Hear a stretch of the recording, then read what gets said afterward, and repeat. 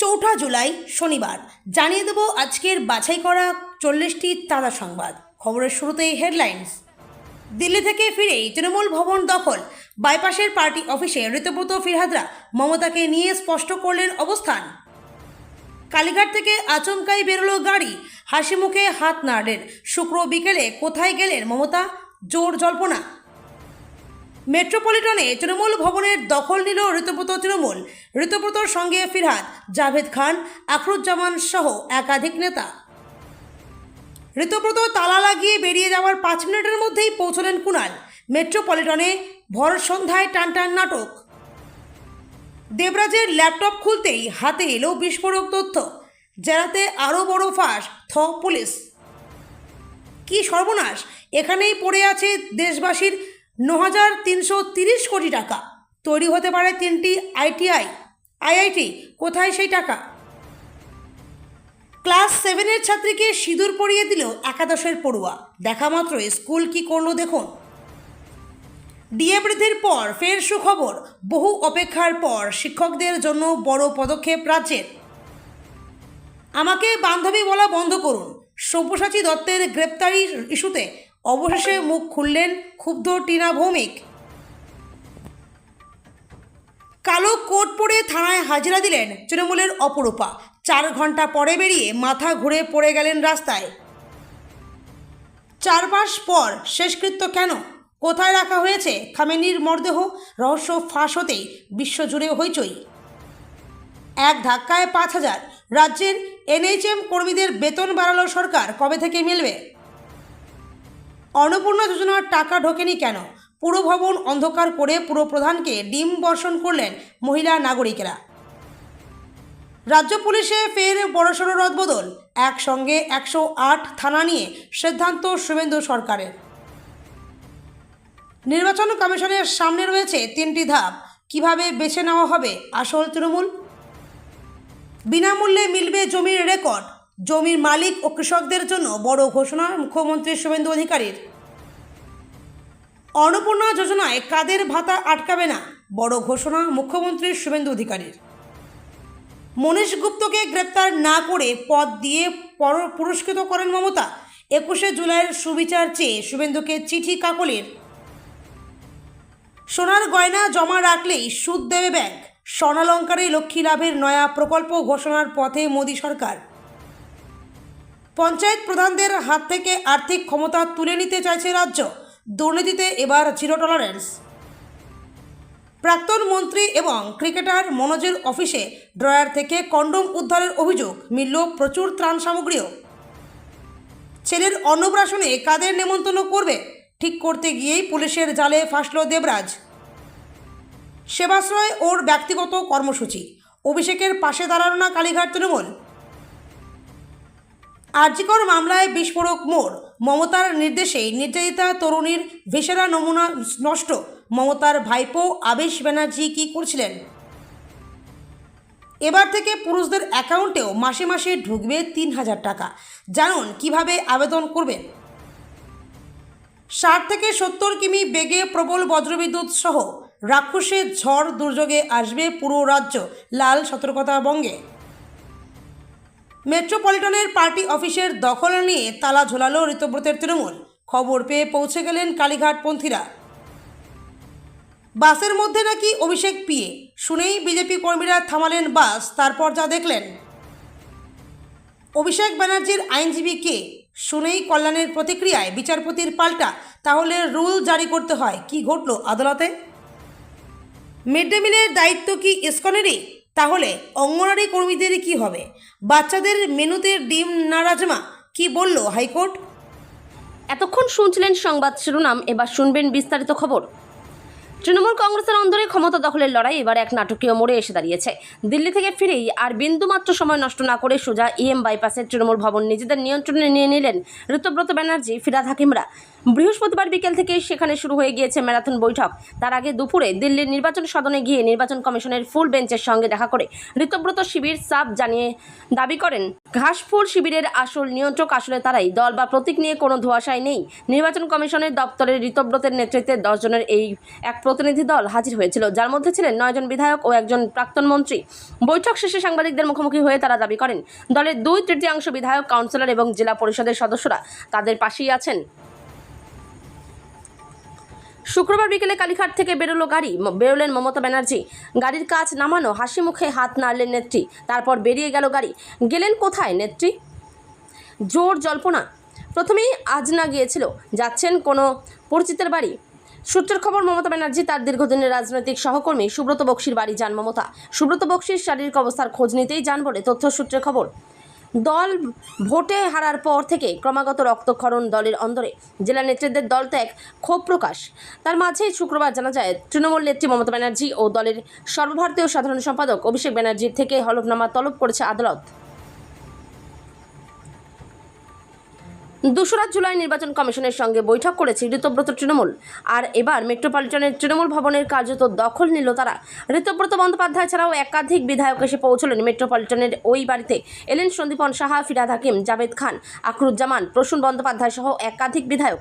সন্ধ্যে 6টার একটু পরই ঋতব্রত তৃণমূল এর একাধিক বিধায়ক দল বেঁধে আসেন এই ভবনে। গতকালই তাদের 10 জনের প্রতিনিধি দল নির্বাচন কমিশনে গিয়ে নথি জমা করে আসেন। আর তারপর আজ তারা এলেন মেট্রোপলিটনের তৃণমূল ভবনে। তৃণমূলের অফিসে গিয়ে কি করবেন সেই কথা যদিও বলতে চাইলেন না ঋতব্রত বন্দ্যোপাধ্যায়।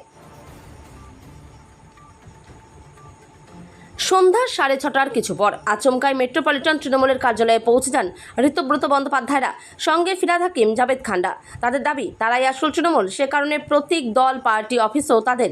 তৃণমূল কংগ্রেস ভবন এখন তাদেরই বলে দাবি করলেন ঋতব্রত। মেট্রোপলিটনের এই কার্যালয় থেকে গোটা রাজ্যে দলের সমস্ত কর্মসূচি, দলের কার্যকলাপ নির্ধারিত হয় তৃণমূলের।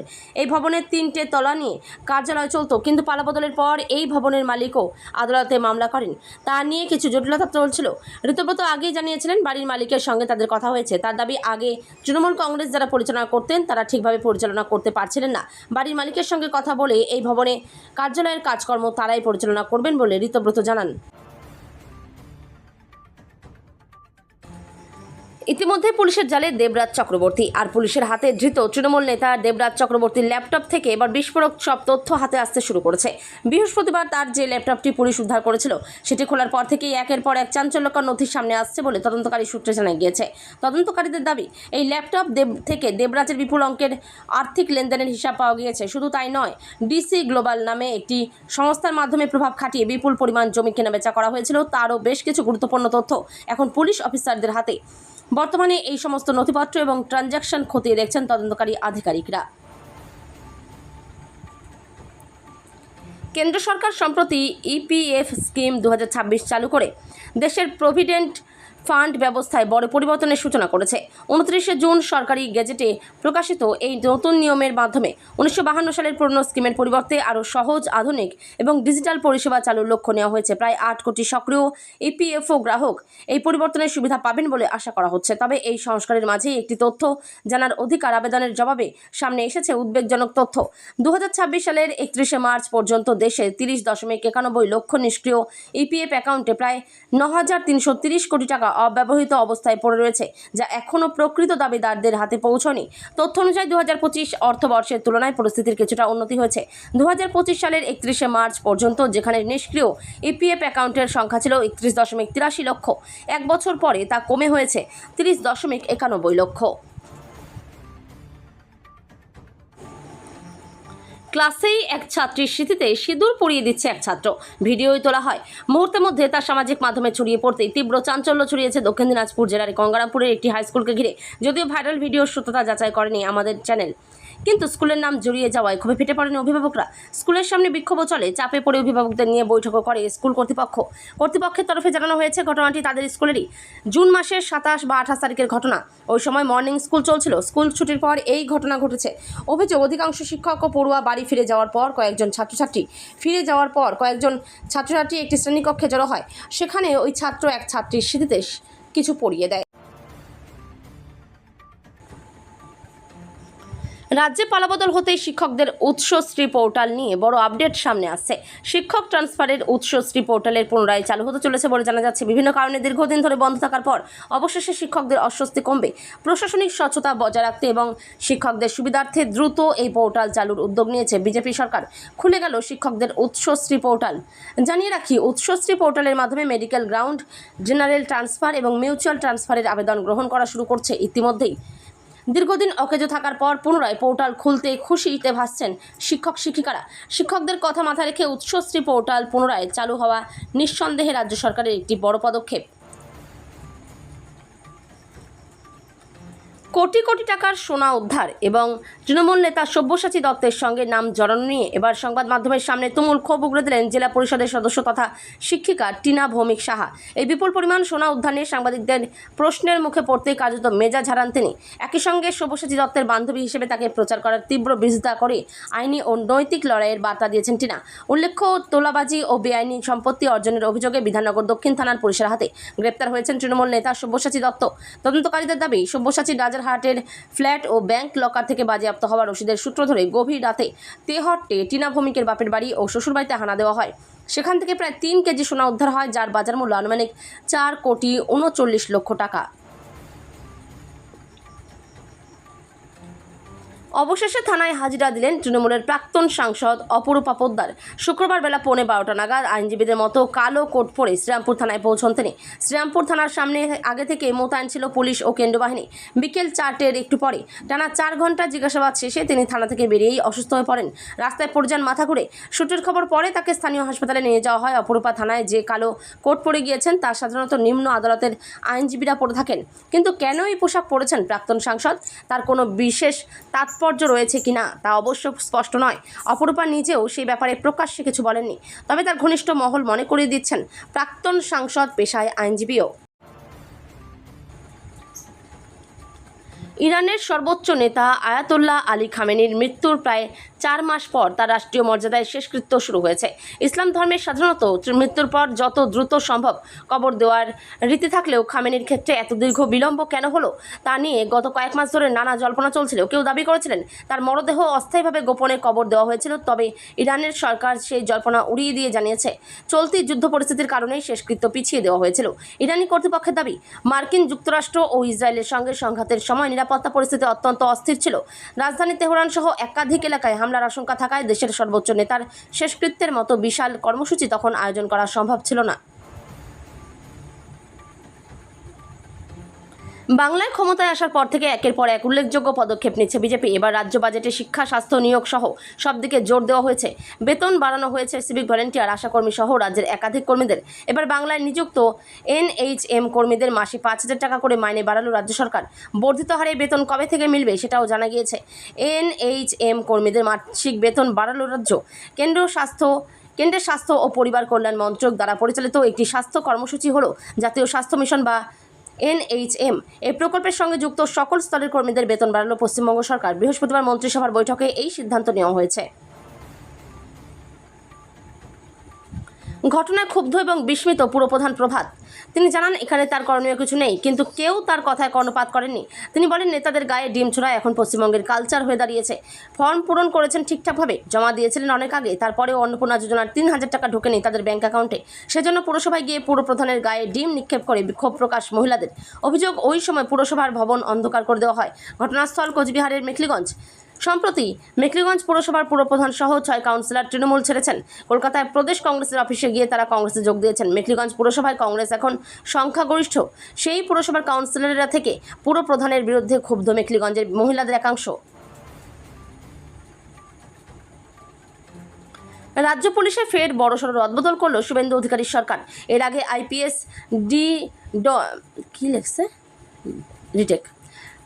WBPS, IG, DIG, DC এবং SP স্তরে একাধিক বদলি করা হয়েছিল।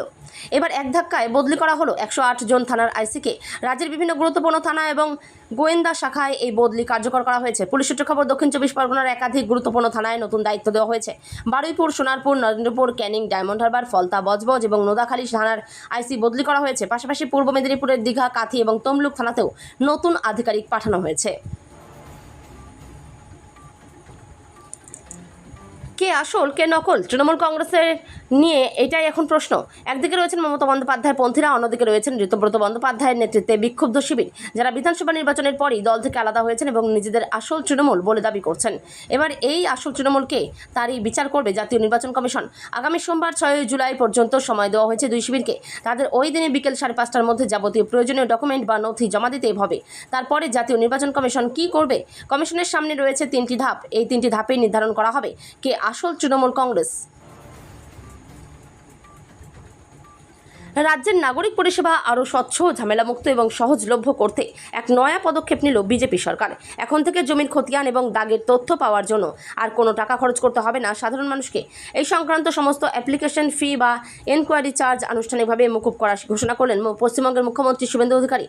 আজ এক্স হ্যান্ডেলে একটি পোস্ট করে মুখ্যমন্ত্রী এই বড় সিদ্ধান্তের কথা জানিয়েছেন। তিনি স্পষ্ট ভাষায় লেখেন, নাগরিক পরিষেবা যাতে স্বচ্ছ, ঝামেলামুক্ত এবং সহজলভ্য হয় তা নিশ্চিত করতে আমাদের সরকার প্রতিশ্রুতিবদ্ধ। পূর্ববর্তী সরকারের আমলে নিয়মের দিকে আঙুল তুলে তিনি পোস্টে আরও যোগ করেন, আজ অত্যন্ত আনন্দের সাথে ঘোষণা করছি যে খতিয়ান এবং জমির দাগের তথ্য পাওয়ার জন্য পূর্ববর্তী সরকার যে অ্যাপ্লিকেশন ফি আদায় করত তা আমরা আনুষ্ঠানিকভাবে মকুব করেছি। তৃণমূল আমলে লক্ষ্মীর ভাণ্ডার প্রকল্পে সাধারণ মহিলাদের জন্য মাসে 1,500 টাকা বরাদ্দ ছিল। বিজেপি সরকারের আমলে সেই প্রকল্পের নাম বদলে হয়েছে অন্নপূর্ণা যোজনা। একই সঙ্গে দ্বিগুণ হয়েছে ভাতার অঙ্ক। বুধবার নেতাজি ইন্ডোর স্টেডিয়ামের অনুষ্ঠান থেকে 24 পরগনা, কলকাতা, হাওড়া ও হুগলির 5 মহিলার হাতে প্রকল্পের শংসাপত্র তুলে দেন মুখ্যমন্ত্রী। অনুষ্ঠানে উপস্থিত ছিলেন রাজ্যের অন্যান্য মন্ত্রী এবং মুখ্য সচিবও। সেই মঞ্চ থেকেই অন্নপূর্ণা যোজনার সুবিধা কারা পাবেন এবং কাদের ভাতা চালু থাকবে তা স্পষ্ট করেন মুখ্যমন্ত্রী বলেন, যারা বাংলাদেশ থেকে শরণার্থী হিসেবে এসেছেন এবং সিএতে আবেদন করেছেন তাদের ক্ষেত্রে যতক্ষণ না সিএর আবেদন নিষ্পত্তি হচ্ছে ততক্ষণ তাদের সামাজিক ভাতা চালু থাকবে। কোনোভাবেই সেই ভাতা আটকানো হবে না। 1993 সালের 21 জুলাই ধর্মতলায় যুব কংগ্রেসের সমাবেশে পুলিশি গুলিবর্ষণের ঘটনার 33 বছর পর প্রকৃত বিচার এবং দোষীদের শাস্তির দাবিতে মুখ্যমন্ত্রী শুভেন্দু অধিকারীকে চিঠি পাঠালেন কাকলি ঘোষ দস্তিদার। সদ্য তিনি এনসিপিআইতে গেলেও পুরনো দল তৃণমূলের গন্ধ পুরোপুরি উবে যায়নি। সেই তিনিই বাম আমলের নির্মমতার পাশাপাশি পূর্বতন মমতা বন্দ্যোপাধ্যায় সরকারের সমালোচনা ও যোগসাজশের অভিযোগ তুলে সরব হলেন। চিঠিতে কাকলি অভিযোগ করেছেন, শহীদদের বিচারের প্রতিশ্রুতি দিয়ে 2011 সালে তৃণমূল কংগ্রেস ক্ষমতায় এলেও বিগত সরকার আদতে অপরাধী আমলা, পুলিশ আধিকারিক ও বাম নেতাদের আড়াল করতে গোপন রাজনৈতিক সমঝোতা বজায় রেখেছিল। সোনার গয়না নিয়ে নতুন একটি প্রকল্প আনতে পারে কেন্দ্রের নরেন্দ্র মোদী সরকার। তাতে হলুদ ধাতুর অলংকার জন্য সুদ দেবে সরকারি বা বেসরকারি ব্যাংক। কি সেই গোল্ড মানিটাইজেশন স্কিম? বাড়িতে সোনার গয়না থাকলেই কেল্লা ফতে। অলংকারের জন্য মাসে মাসে মিলবে চড়া সুদ। দেশবাসীর পারিবারিক আয় বৃদ্ধি করতে এহেন নতুন ব্যবস্থা চালু করতে পারে কেন্দ্রের নরেন্দ্র মোদী সরকার। এর পোশাকি নাম স্বর্ণ নগদীকরণ প্রকল্প। চলতি বছরের জুলাইয়ের 3য় সপ্তাহের মধ্যে যা শুরু হতে পারে বলে সূত্র মারফত মিলেছে খবর। কি এই স্বর্ণ নগদীকরণ প্রকল্প? আর্থিক বিশ্লেষকদের দাবি, এর মাধ্যমে স্বর্ণালঙ্কার লগ্নি করে নগদ অর্থ হাতে পাবেন গ্রাহক। তার জন্য সরকারি অনুমোদনপ্রাপ্ত কালেকশন অ্যান্ড পিউরিটি টেস্টিং সেন্টারে জমা করতে হবে হলুদ ধাতুর গয়না। এরপর আমানতকারীর অনুমোদন দিলে সেই স্বর্ণালঙ্কার গলিয়ে ফেলবে তারা।